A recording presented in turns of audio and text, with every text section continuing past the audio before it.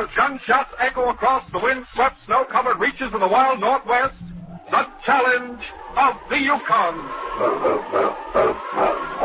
It's Yukon King, swiftest and strongest lead dog of the Northwest, blazing the trail for Sergeant Preston of the Northwest Mounted Police in his relentless pursuit of lawbreakers. On King! On, you huskies! Gold discovered in the Yukon. A stampede to the Klondike and the wild race for riches. Back to the days of the gold rush, with the adventures of Sergeant Preston and his wonder dog Yukon King as they meet the challenge of the Yukon.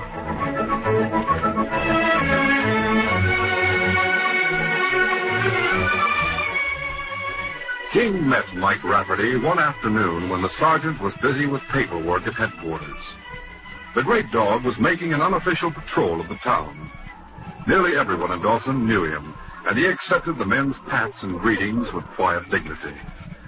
But it was getting late in the afternoon and time for the sergeant to be through at the office, so King started back to headquarters.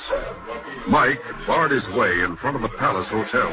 Hey, Bucky, look at this dog. Yeah, he's a big one, all right. I like to own this dog. I'd never accept you as his master. Oh, yes, he would. Just treat him rough, that's all you have to do. No, you're specialty. Teach him who's boss. Suddenly, the man grabbed one of King's ears and twisted it hard. King jerked himself away in hurt surprise, ran a few steps, and turned to face the big man again. You try to treat him rough, but you'll be sorry. Yeah, I can handle him. Hey, come on. Let's see what's going on at the El Dorado. King continued on his way, but he knew that Mike was an enemy. The next time he met him, he was with the sergeant. Dawson was at the height of its boom that summer, and the cafes, crowded with men from all over the world, had to be watched carefully by the Northwest Mounted Police. The sergeant and King had stepped into the Northern Lights Cafe to see that everything was under control. Hello, Sergeant. My name's Mike Rafferty. I've been admiring your dog. That's odd. What is? He growled at you. King's usually very friendly. How much will you take for He it? isn't for sale. Does he belong to you or the force? To me. You mean to say that a Mountie can afford to own a dog as valuable as King? I couldn't afford to sell him. Now, if you'll excuse me, I want to talk to Joe for a minute. Come on, King. Well, what's so funny? Well, you're talking mighty big for a guy that's broke. Hey, right now you can buy me a drink. Thanks. The bar's too crowded. I'll find room. Come on. Hey, what's the idea of shoving? The idea is for you to get out of the way. You can stay behind me and wait your turn like everybody else. I don't like waiting. Now stand aside. Try and make me. All right, you ass boy. Now get up and get out of here unless you want more of the same. All right, I'm going. There's no need for you to go. Mike's the one who's going. What's that, Sergeant? You're under arrest for disturbing the peace. And you're going to take me to jail? That's right. Tonight I'm going to let you win. Let's go. Mike Rafferty spent the night in jail and was released the following morning when Bucky Andrews paid his fine. It was that same morning that the news of the strike on Mission Creek reached Dawson. Did you hear about it, men? Mission Creek. As big as a bonanza. Bigger. $200 to the pan. Well, how do you get there? Another El Dorado. This was the big news that the gold-hungry men in Dawson had been waiting for. Another bonanza. Another El Dorado. Fortunes waiting for them at the end of a 2-day trek up the Klondike. In a frenzy of haste, the prospectors packed their supplies and their mining equipment and started out. Some leading burros, others on horseback, others on foot. A steady stream heading east, until by early afternoon, the cafes of Dawson were deserted. And Mike Rafferty and Bucky Andrews sat alone in the Monte Carlo. It's all your fault. What is? So we're not going with the rest of them. If I didn't have to pay your gambling debts and your fine this morning, we'd had enough money to buy grub and equipment. Come all the way from San Francisco to do what? Sit in an empty bar room where we can't even buy a drink. Who says we're not going to Mission Creek? Well, how can we? What's to stop us? The fact that we haven't got any money to buy supplies. Don't laugh. Hey, listen, Bucky. There'll be thousands of guys who'll be making camp along the trail tonight. All of them with good outfits. Yeah, and Where we be? Right here. Not on your life. We'll pick out the best outfit and take it for ourselves. You leave it to me. I'm tired of leaving things to you. Then sit here. Now get a job from tech scrubbing the floor, polishing the bar. Stay honest and stay poor. Mike, just because you're big, just because you pack dynamite and you're right, that doesn't mean you can get away with breaking the law. Are you with me or aren't you? Oh, I don't know. Think about it. By the time you've made up your mind, I'll be back with a claim that's worth $1 million. Well, if only $1 million, Bucky. Are you with me? Yeah, I guess so. A man can't give up a chance like this. Right. Come on. Sergeant Preston rode slowly along the Mission Creek Trail with King trotting at his side. He anticipated no real trouble before the creek was reached, but the wild desire of the men to reach their goal led to many accidents. And at dusk, the sergeant ran into the first of these. Camp over to our right. One of those men's hurt, King. Hold there. Need any help? Who's that? Sergeant Preston, Northwest Mounted Police. Sure do need help, Sergeant. My partner shot himself. Hey, what? He's carrying a shotgun. He stumbled and fell, and the gun went off. Caught him in the leg. I can't seem to stop the bleeding. We'll see what a tourniquet will do. Easy, fella. Sure be grateful if you take a look at him. King and I were about ready to make camp anyway. If you don't mind, we'll stay here with you. Sure be grateful. He's so pale, Sergeant. I think he's sort of fainted. Yes, we'll have to work fast. Quickly and expertly, the sergeant applied a tourniquet. Then he dressed the wound again. In less than half an hour, color came back to the man's cheeks, and his strength returned. The sergeant was eating supper with the two prospectors when Mike and Bucky passed their campsite. It was dark by then, and only King recognized Mike's burly figure. He growled himself. But Mike and Bucky recognized the sergeant. He looks to me like he settled down for the night. Any time now, we'll start looking for our outfit. Andy Carlisle and Bill Southern had made their camp near a spring about 100 yards from the trail. The first faint sound of approaching footsteps awakened Andy, and he sat bolt upright. He tried to see beyond the circle of light around the still glowing campfire. Bill, wake up. Oh, this isn't time to get up yet. We need a little more sleep. This sounds like an animal. Oh, you're dreaming. I don't hear anything. Where's the gun? Right here. Could be a wolverine coming after our food. I don't hear anything, Andy. I don't see anything. Oh, I'm going to sleep. Oh, all right. I guess maybe I was wrong. The two men rolled up in their blankets once more. But Andy had not been wrong. He had heard Mike and Bucky's stealthy approach. Now they were crouched in the darkness less than 50 feet away. Beyond them, closer to the trail, King was watching them. The sight and scent of the man who had hurt him, the man the sergeant had arrested, had made King restless. After he had eaten, he had left his master's side and loped along the trail in the same direction Mike and Bucky had taken. Now he waited. Suddenly, the big man rose to his feet and ran, a large rock in his right hand. King barked in alarm. It was too late to warn the two sleeping men. The rock crashed down on Andy's head. Bill raised himself in his blankets just in time to get it directly behind the ear. Hurry up. Get yourself loaded with supplies. Listen to that dog. There's somebody here. Ah, shut the butt up. No, put that gun down. Don't shoot. I can see his eyes shining. Don't shoot.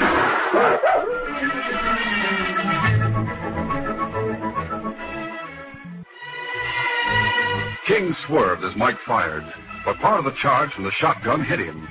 He kept running in spite of the searing pain. The distance he had covered in a few minutes when he had followed Mike and Bucky seemed to stretch on and on. But at last he saw the campfire, and he ran to his master's side. King? What's wrong, boy? Hey, been hurt. Looks like he stopped some buckshot. Just lie still here, fella. I'll have you fixed up in a minute. King watched his master gratefully as he dressed the wound. But as soon as he had finished, the great dog was on his feet once more. So there's work to be done, eh, King? Does he want you to go somewhere? Evidently. I guess you're fit for duty, boy. I'll saddle up and follow you. In a few minutes, King was leading the way along the trail. When he reached Andy and Bill's camp, the two men still lay beside their smoldering campfire. Bill was the first to revive. Take it easy. Who are you? Preston, Northwest Mounted Police. Did you hit me? No. Was it you that fired the shotgun? No. No, what happened? Don't you remember anything? Andy woke up. He thought he heard something. Animal, maybe. Then we didn't hear the noise again, so went back to sleep. Oh, what a mistake. Then what? I heard something hit near me. And he yelled. I sat up and it's off. Oh, my head. You'll be all right. Andy. What about Andy? Right here. He's not... No, he's alive, but he needs a doctor, and he can't be moved. We'd have to ride back to Dawson and bring one. Don't try to sit up just yet. But why? Sergeant, we've been robbed. So that was the reason. My grub, my tools. You have no idea who it was? Didn't see him at all? All I saw was a black shadow above me. I think my dog knows who did it. I think whoever hit you shot him. No, King. I understand what you're trying to tell me, boy. He went toward Mission Creek. We can't follow him right away. I'll bring Doc Munson back with me. You stay here, King. Hey, I remember now. I heard a dog barking just as I woke. That proves it. King saw what happened. Stay here and stand guard, King. We'll go after him as soon as I get back. It was daylight by the time the sergeant returned with the doctor, and he and King started on to Mission Creek. It was noon when Mike and Bucky reached it. Hundreds of miners had arrived before them, and the ground at the mouth of the creek was all staked. Some of the men were already washing gravel. Looks like we're late. What do you mean? Well, look for yourself. The ground's all staked. We don't want to claim around here anyway.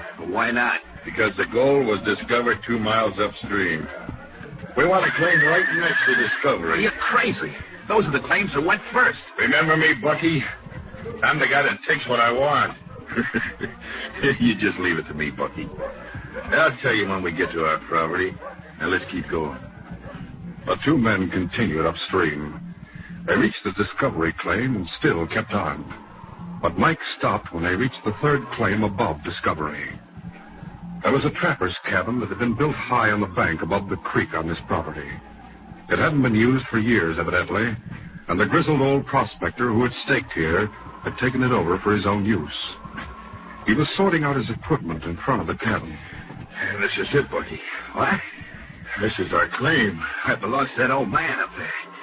Stakes right in front of your eyes. Yeah. I wonder what happened to ours. Ours? Why, that thieving old buzzard must have pulled it up and thrown it in the creek. Come on. Let's go up and see what he has to say for himself. The two men climbed the bank. The old man looked up from his work and smiled at them. Well, hello, boys. You look all tired out. You think on taking a little rest? A long rest, Grandpa. Well, you should have got here earlier. I guess you'll have to walk most of the head of the creek before you can stake now. We're going to take our rest right here. Come on inside, Bucky. Say, now, I guess you can wait until you're invited. We just want to look around. I said come on. Well, sure, go right on in. There's chairs to sit on and even a cot if you want to lie down for a while. Yeah, looks all right. Yeah, I found everything here. Just have to clean up a little. Of course, the chair and the table are a little rickety, but I can fix them up. With gold in my front yard and a nice, tight little cabin like this, what more could a man ask for? You don't have to tell us why you picked this spot, Grandpa. I'm telling you to get yourself together and move on. What's that? Are you deaf as well as blind? I'm not blind and I'm not deaf. Now, you must have been blind if you didn't see our stake when you got here. I got here early yesterday. I was one of the first. Lem Halper told me about his strike on his way to Dawson. There was no stake on this claim. Naturally, you're going to try to lie out of it.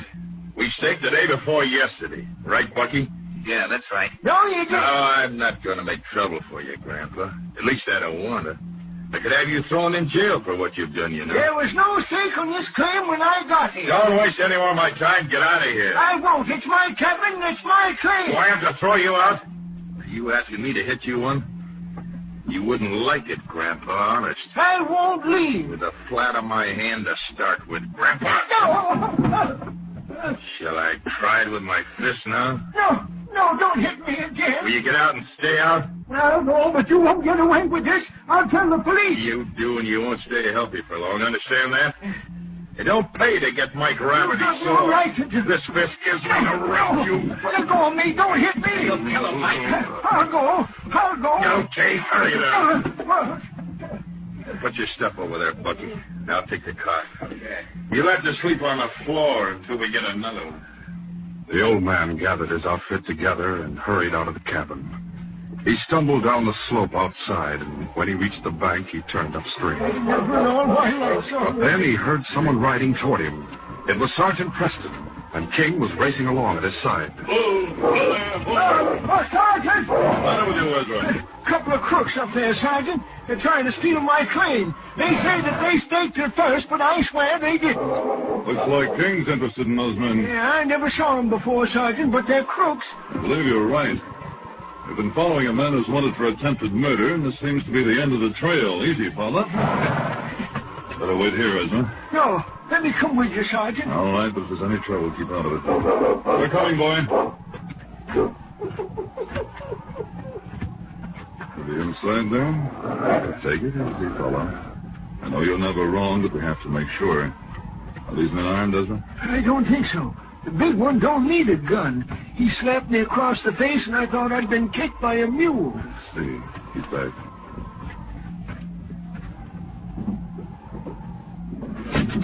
Hey. Mike Rafferty and Bucky Andrews.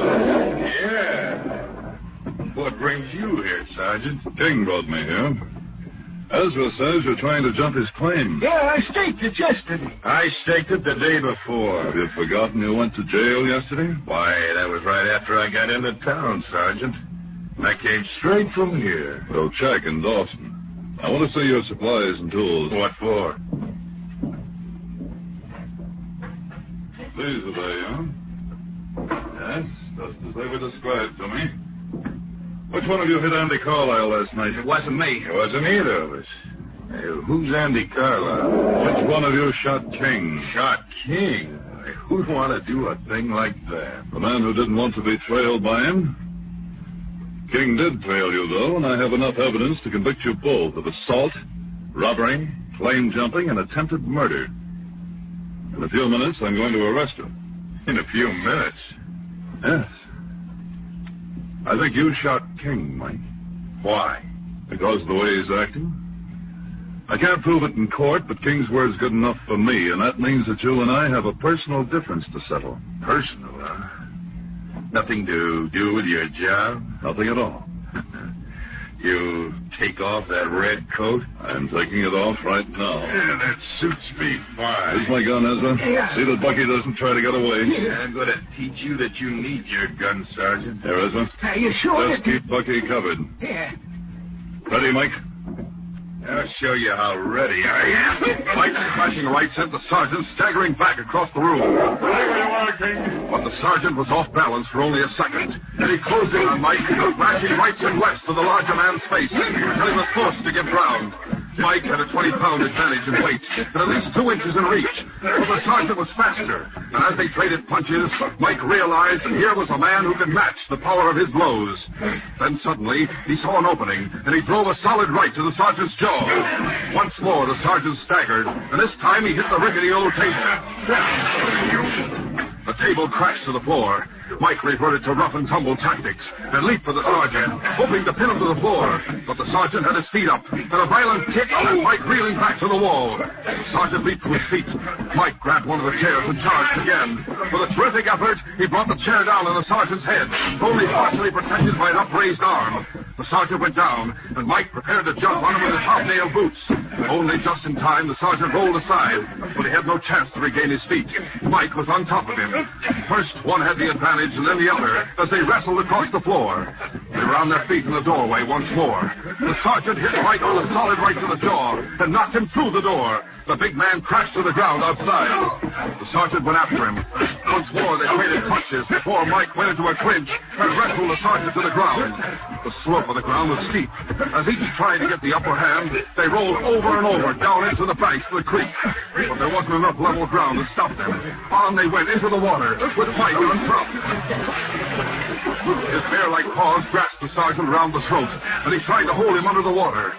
Then King refused to obey his master's command any longer and launched himself from the bank at Mike. Mike was knocked off balance. He was on his feet almost at once. The respite had been long enough for the sergeant to regain his feet as well. The sergeant summoned his strength for a supreme effort. Once more, he drove his right to Mike's jaw. The big man wavered for a moment. His hands dropped to his sides. Then he fell like a giant tree beneath the surface of the water. Come on. Help me get him out of the drone. Ezra and Bucky hurried to the sergeant's assistance, and together they carried Mike's unconscious corpse ashore. All right. I'll take care of him. Quickly, the sergeant rolled him over and started to apply artificial respiration. Mike had inhaled only a little water, and a moment later he sputtered and came to. The sergeant stood up and rolled him over on his back. You, Mike. You, Bucky. You're under arrest in the name of the Queen. He knocked me out. He sure did. You always said that your fist made whatever you did right. Well, it was the sergeant's right that won today. Don't forget my assistant, Ezra. It was King who brought me here. And Mike would have drowned me if it hadn't been for him. I'm grateful, King, and I don't mind telling you I'm glad the case is closed.